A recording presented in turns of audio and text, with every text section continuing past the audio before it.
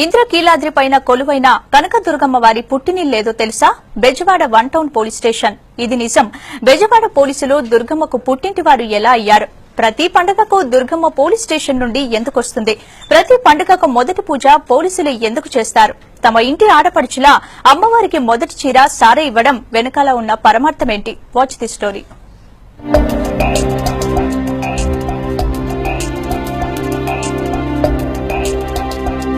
దసరా ఉత్సవాలు బెజవాడ ఇంద్రకీలాద్రిపై ప్రారంభమవటానికి ముందు రోజే 1 టౌన్ పోలీస్ స్టేషన్ లో హడావిడి మొదలవుతుంది.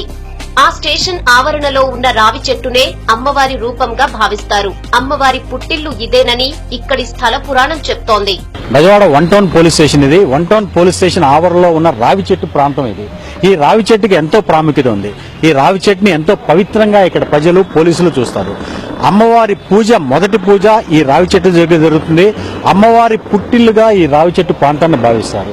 అమ్మవారిని ఇక్కడి నుంచే మొదటిగా ఈ చెట్టుకు పూజ చేసి, చెట్టు దగ్గర అమ్మవారు కొలువై ఉన్నారని ఆ అమ్మవారికి పూజ చేసి ఇక్కడి నుంచి కొండకి తీసుకుని వెళ్తారు.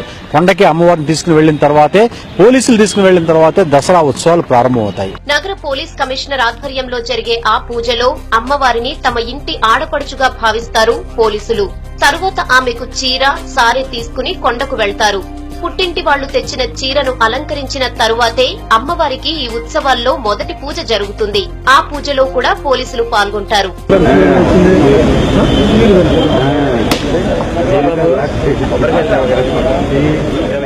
ఆయన కళలో కనిపించి ఇంద్రకీలాద్రి ప్రతిష్ఠించినట్టు ఆ రోజు నుంచి వారు కనదుర్గ అమ్మవారు పోలీసుల యొక్క ఆడపడుచుగా గుర్తించి పోలీసు వారు ఇచ్చినటువంటి మొదటి చీరని అమ్మవారికి అలంకరించిన తర్వాత పోలీసు వారికి మొదటి దర్శనం ఇచ్చిన తర్వాతనే ఉత్సవం స్టార్ట్ అవుతున్న ప్రతిదీ ఆనాటి నుంచి ఈనాటి వరకు విధిగా జరుగుతుంది.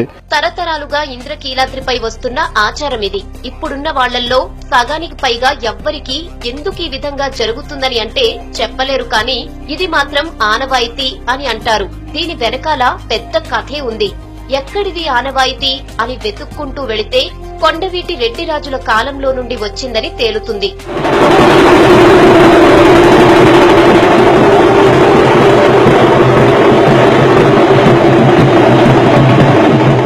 అప్పట్లో బెజవాడ అనే పట్టణమే లేదు. అప్పుడది అటవీ ప్రాంతం. కృష్ణానది ఒడ్డున జాలర్లపల్లె మాత్రమే ఉండేది. అక్కడి కొండ మీద విధులు నిర్వహిస్తున్న మంగయ్య అనే సిపాయికి అక్కడే రాళ్లల్లో అమ్మవారి విగ్రహం కనిపించిందట. అదేంటో తెలియని సిపాయి ఆ శిలారూపంలో ఉన్న ఆ విగ్రహాన్ని అక్కడే వదిలేసి ఇంటికి వెళ్లిపోయాడట. అయితే ఆ సిపాయి కూతురికి అమ్మవారు పూని, నేను కనకదుర్గను, ఇదే నా పుట్టిల్లు అని చెప్పిందట. అప్పట్నుంచి సిపాయిలుండే భవనమే దుర్గమ్మ పుట్టిల్లు అయిందని చెప్తారు. మంగయ్య అనేటువంటి ఒక వ్యక్తి తాను కూర్చుని చేస్తున్నటువంటి సమయంలో అమ్మవారి యొక్క రూపం ప్రేమేపి ఏ రోజుకు ఆ రోజు తీస్తుంటే అతనిలో ఒక విచిత్రమైనటువంటి సంఘటన ఏర్పడింది. ఏంట్రా మనం ఈ విధంగా తీస్తున్నటువంటి సమయంలో ఈ అమ్మ రూపం బయటపడుతుంది, ఏంటి ఈ విధంగా ఉన్నది అని పూర్తి స్థాయిలో ఆ రూపాన్ని తొలగించాడు. మెల్లమెల్లగా తొలగించినటువంటి సమయంలో అమ్మ రక్షక భటుడుగా ఉన్నటువంటి అతని చేత బయటపడింది. కాబట్టి ఆ తల్లి ఇంటికి రాగానే కూతురు, మంగయ్య కూతురు ఆవిడ ఇంటి దగ్గర నుంచి అమ్మలో కైంకర్యం అయిపోయిందనేటువంటి శాస్త్రం ఒకటి ఉంది. వందల వేల సంవత్సరాలు గడుస్తున్నా, రాజులు రాజ్యాలు మారినా, పల్లె పట్టణమైనా, పట్టణం నగరమైనా, సిపాయిలు బ్రిటిష్ పోలీసులుగా, బ్రిటిష్ పోలీసులు స్టేట్ పోలీసులుగా మారినా ఈ ఆనవాయితీ మాత్రం మారలేదు. కొండ ఉన్న 1 టౌన్ ప్రాంత పోలీస్ స్టేషన్ అమ్మవారి పుట్టిల్లుగా మారింది. అక్కడ ఉన్న రావి చెట్టును ఆమె రూపంగా కొలుస్తారు. నిత్య పూజలు జరుగుతాయి. దసరా ఉత్సవాల ముందు పుట్టింటి నుండి కొండకెళ్లి పూజలందుకుని చివరి రోజు తెప్పోత్సవం ముగిసిన తర్వాత తిరిగి పుట్టింటికి వచ్చి కాస్త సేద తీరి మరలా చీర సారె తీసుకుని అమ్మవారు కొండెక్కుతారు.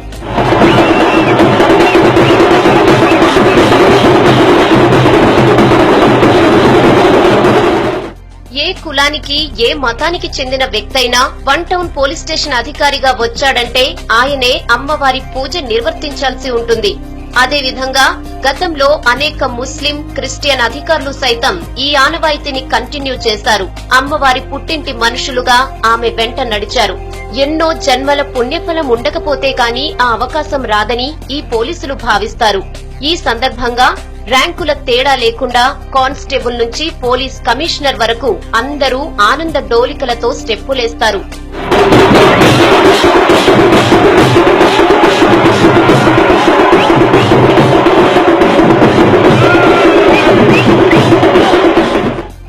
ఆనవాయితీ పోలీసుల నుండి తీసుకోవటానికి గతంలో అనేక వ్యాపార వర్గాలు, రాజకీయ ప్రముఖులు ప్రయత్నించి అమ్మవారి ఆగ్రహానికి గురయ్యారని చెప్తారు. తాము కాకుండా మరెవ్వరూ ఈ ఆనవాయితీని పాటించాలని చూసినా అమ్మవారి ఆగ్రహానికి గురికాక తప్పదంటున్నారు పోలీసులు. అయితే కూడా దానికి కూడా సాయంత్రం 6 గంటలకే పోలీసు వారినే యూనిఫామ్ మీద వస్తున్నారు. పోలీసు వారే భక్తిగా ఉండి అమ్మవారిని దింపి నగరం మొత్తం ఊరేగించి పైకి తీసుకెళ్లి అమ్మవారి స్థానంలో ఉంచుతున్నారు. అది ఎవరికి పోలీసుకే దక్కింది. పబ్లిక్ ఎవరు కూడా వచ్చేసి పట్టుకోవడం గానీ లేకపోతే ఇంకోటి గానీ అవకాశం లేదు. అది మాకు దక్కిన గౌరవం. పోలీసు అనేది ఎందుకు అమ్మవారికి ఉన్న అవినావ సంబంధం ఏంటంటే అదే నిదర్శనం. ఇంకా మీకు మేము ఇక్కడికి ఈ ఉద్యోగంలో పోలీసు ఉద్యోగంలోకి వచ్చి 7 years అవుతుంది సార్. ఇక్కడికి వచ్చిన కాడి నుంచి ఎన్నోసార్లు మేము ఎన్నో విధాలుగా ఈ ఉత్సవాల్లో పాల్గొనడం జరిగింది. అయితే ఇక్కడ ఎస్హెచ్ఓగా రావటం అనేది అమ్మ దయ కృప అన్ని కలిగి ఉంటేనే ఈ ఎస్హెచ్ఓగా చేయగలుగుతారు. రెండోది ఇక్కడ చేయాలి అనే అదృష్టం జన్మల వాళ్ళ తల్లిదండ్రులు కానీ వాళ్ళు చేసుకున్నటువంటి మంచి ప్రతిఫలము, వాళ్ళు మంచి సేవా కార్యక్రమంతో ఉన్న వాళ్ళు మాత్రమే ఇక్కడికి రాగలుగుతారు. వేద పండితులు సైతం అమ్మవారికి పోలీసులకి మధ్య అనుబంధాన్ని వివరంగా చెప్తారు. ఆయుధ పూజ చేసే సమయంలో పోలీసుల వెంట అమ్మవారు ఉంటారని అంటున్నారు. దసరా పండక్కి పుట్టింటికి కూతురు వస్తే తండ్రి ముఖంలో కనపడే ఆనందం వ్యక్తమవుతుంది పోలీసుల్లో.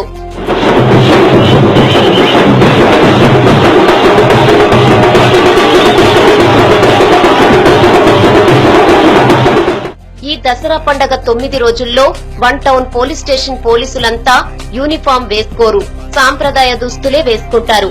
అలాగే ఈ పోలీసుల ఇళ్లల్లో నాన్ వెజ్ వండరు, నేల మీదనే నిద్రపోవడం లాంటి ఆచారాలు కూడా పాటిస్తారు.